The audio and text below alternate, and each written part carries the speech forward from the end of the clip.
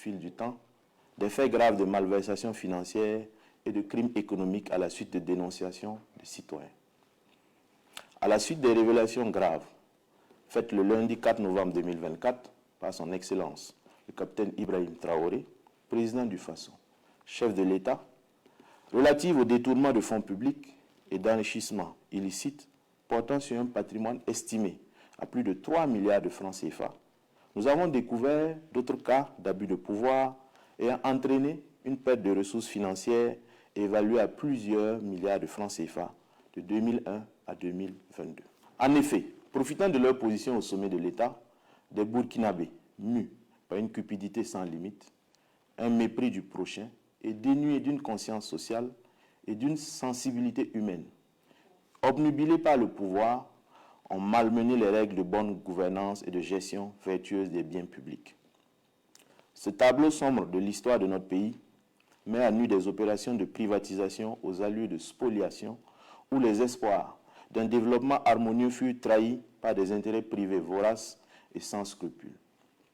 Dans ce propos, il sera question du dossier relatif à la privatisation, en 2001, de la Socogib, Société de construction et de gestion immobilière du Burkina, dont le patrimoine immobilier était estimé à 3208 parcelles, avec plus de la moitié des parcelles déjà bâties. La société Azimo, bénéficiaire de cette privatisation, en lieu et place d'une gestion transparente du patrimoine foncier national cédé, s'est lancée dans un cycle interminable de ventes, d'acquisition et d'hypothèques de terrains et de parcelles, sous le couvert et avec la complicité des autorités politiques de l'époque.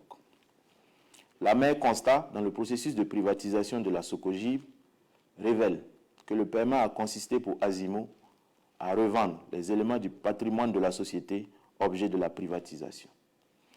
Il s'agit de 4 immeubles situés entre le lycée Saint-Exupéry et l'ambassade d'Allemagne à un montant d'1,7 milliard de francs CFA, ayant ensuite servi au paiement de la contrepartie financière y afférente qui s'élevait à 1,793 617 464 francs CFA. Ce mécanisme soulève la question du créancier qui se paie à lui-même et laisse comprendre que la privatisation de la Socogib par l'État burkinabé ressemblait plus à un don de la part de l'État burkinabé à Mme Alizeta Ouedraogo dit Gando, présidente du conseil d'administration de la société Azimo, dans la mesure où l'État en est sorti appauvri. Outre cette vente effectuée par l'acquéreur de la Socogib, d'autres ventes aussi importantes qu'illicites ont été réalisées juste après l'accord de privatisation.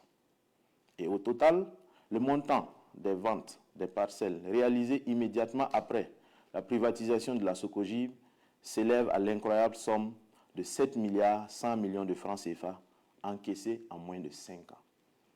En effet, dès la conclusion de l'accord de privatisation, les acquéreurs se sont hâtivement défaits de la quasi-totalité du patrimoine de la Socogib en se livrant à des transactions expéditives qui suscitent des interrogations quant à la véritable intention derrière la privatisation, jetant du même coup un gros doute sur la transparence et l'éthique de ces opérations. Les acquisitions à l'allure d'accaparement massif de terres par les sociétés Azimo et Socogib, désormais patrimoine de Mme Alizeta Ouedraogo di Gando, de ses fils et filles, ont concerné entre autres 183,47 hectares et 153,51 hectares au quartier Balkui, attribués en 2003, respectivement à Azimo et à la Socogib, toutes les deux sociétés appartenant à la même famille. 437 hectares, toujours à Balkui, dont une partie d'une valeur financière de 8 milliards 311 892 480 francs CFA, a été vendue en 2006. 900 hectares à Nyonko 2 en 2003. 1001,12 hectares dans la zone de Yagma en 2007. 133 parcelles couvrant une superficie de 65 610 mètres carrés au quartier Ouara 2000, d'une valeur estimée à 2 milliards 296 595 000 francs CFA, octroyée à Mme Alizeta Ouedraogo, représentée par son fils Mahamadou Ouedraogo. De 2017 à 2022, la vente des parcelles réalisées par la Socogib s'élève à l'extraordinaire montant de 24 milliards de francs CFA, soit 8 milliards de francs CFA pour la zone de Balkui et 16 milliards de francs CFA pour la zone de Nyoko 2, alors que le chiffre d'affaires déclaré au cours de la même période s'élève à un montant de 4 milliards de francs CFA. De toute cette manne financière, l'administration fiscale n'a perçu que la somme de 83 936 380 francs CFA comme revenu fiscal. Comment comprendre donc cet énorme décalage entre les recettes réellement encaissées, le chiffre d'affaires déclaré et les impôts nets payés? La privatisation de la Socogib, présentée comme une ère de renouveau et de prospérité pour l'État burkinabé, s'est transformée en une vaste entreprise de dissimulation de parcelles, révélant une corruption systématique et profondément enracinée.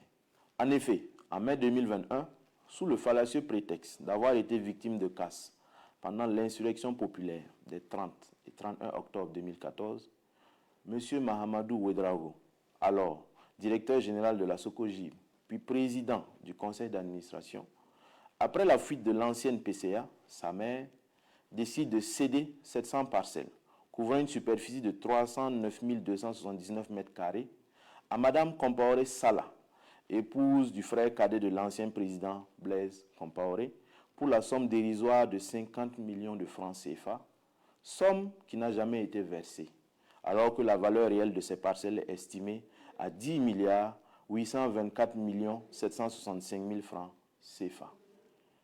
Cette transaction scandaleuse illustre à quel point les intérêts privés ont été favorisés au détriment des intérêts de la collectivité. La situation a atteint son paroxysme le 30 décembre 2022 lorsque, par une convention notariée, le même Mahamadou Ouedraogo cède gratuitement un total de 3300 parcelles à diverses sociétés, soit 500 parcelles à Sagba TP, 2000 parcelles à Salma International, 600 parcelles à Azimo SA et 200 parcelles à Tan Alize SA.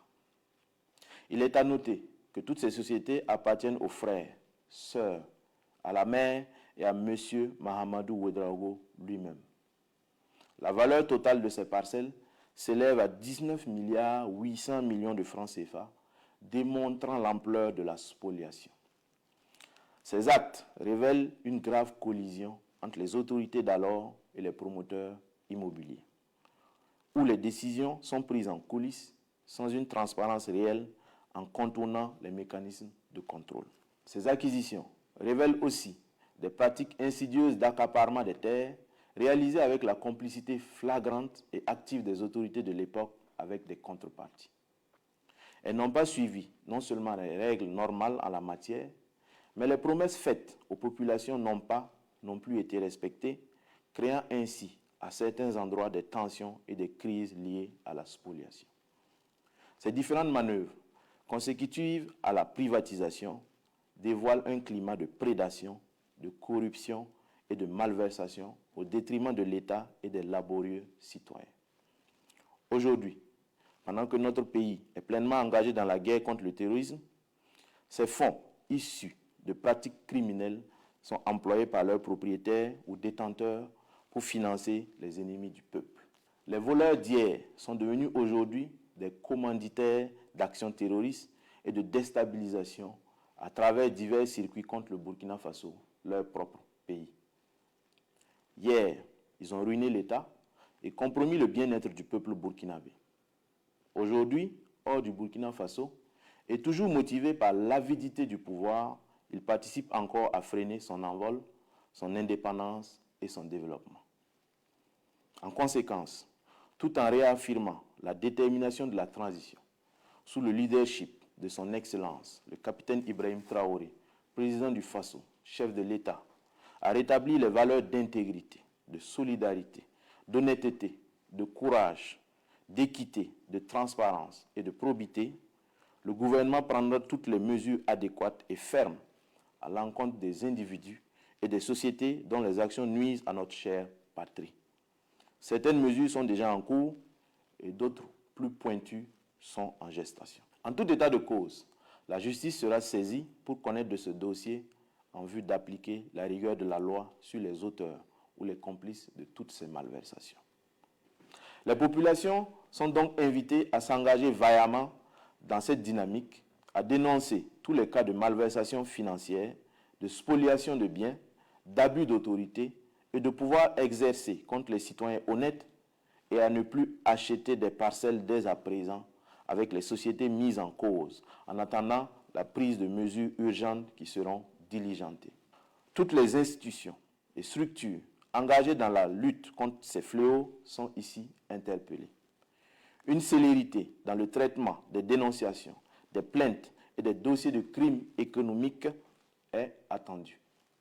Ensemble, œuvrons à bâtir une société de justice, de paix et de prospérité pour tous. La patrie ou la mort, nous vaincrons. Voilà, Madame, Monsieur, c'est tout pour cette édition spéciale. Merci de votre attention et de votre fidélité à nos programmes. À très bientôt.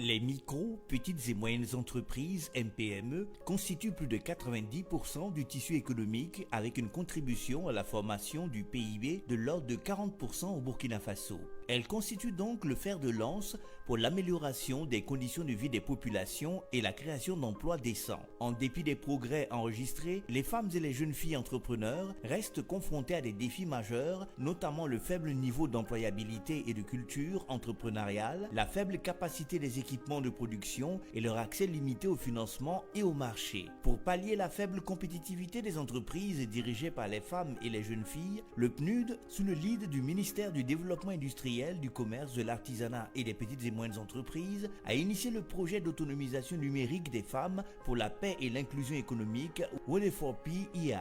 D'un coût global $1,5 million, soit plus de 900 millions de nos francs, financé exclusivement par le PNUD, le projet a ciblé les femmes et les filles, y compris les personnes déplacées internes PDI, ainsi que les PME innovantes, présentant un fort potentiel de création de richesses et d'emplois dans les régions de la boucle du Mouhoun, de l'Est, du Nord, du Centre-Nord et des Hauts-Bassins. Ce projet est mis en œuvre dans le cadre du programme de relèvement et de renforcement de la résilience P3R. Le projet est un projet qui a été conçu suite à une évaluation conjointe au niveau de la partie gouvernementale et le PNUD relativement aux vulnérabilités auxquelles sont confrontées les femmes et les jeunes au Burkina, liées entre autres aux questions de conflits, mais aussi au changement climatique. Nous avons établi ensemble des priorités visant à faire de ce projet